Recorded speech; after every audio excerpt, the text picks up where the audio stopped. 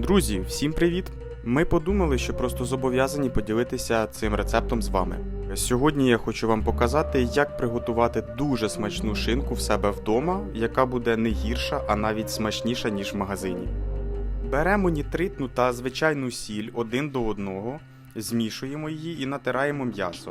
Натирати потрібно дуже ретельно, щоб вся площа була повністю покрита сіллю. Одразу розповім вам про один нюанс, а саме, що цю страву потрібно готувати тільки з нітритною сіллю, без неї нічого не вийде. Цю сіль ми замовляли в інтернет-магазині, вона недорого коштує і її на дуже довго вистачає. А щодо вибору м'яса, то в нас був відріз свинячої шиї, але після цього ми спробували і інші шматки м'яса, то все вийшло так само.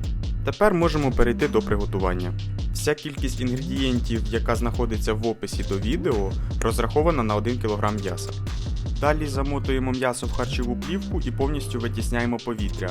Це дуже важливо, тому що якщо залишиться повітря, то є шанс, що м'ясо зіпсується. Також це стосується і натирання м'яса сіллю. Коли м'ясо засолене і замотане в харчову плівку, то ми його залишаємо в холодильнику рівно на 7 днів. Якщо у вас все зроблено правильно, то за 7 днів м'ясо буде в міру солоним та набуде привабливого рожевого кольору.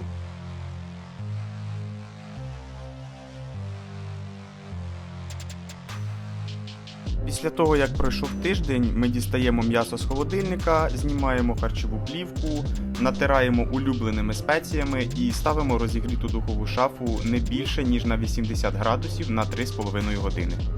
За цей час і саме з цією температурою м'ясо приготується, але залишиться соковитим та рожевим від нітритної солі.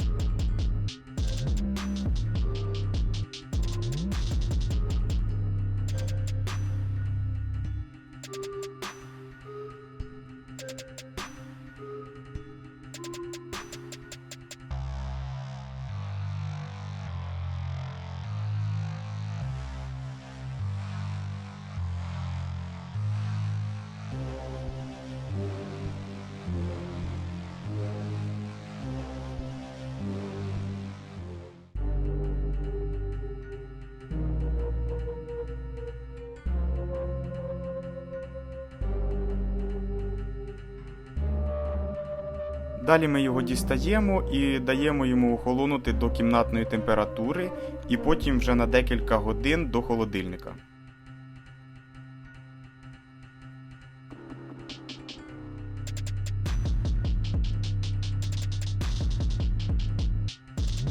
Після цього вам залишається тільки нарізати та насолоджуватись дуже смачною шинкою, яку не порівняти з купленою.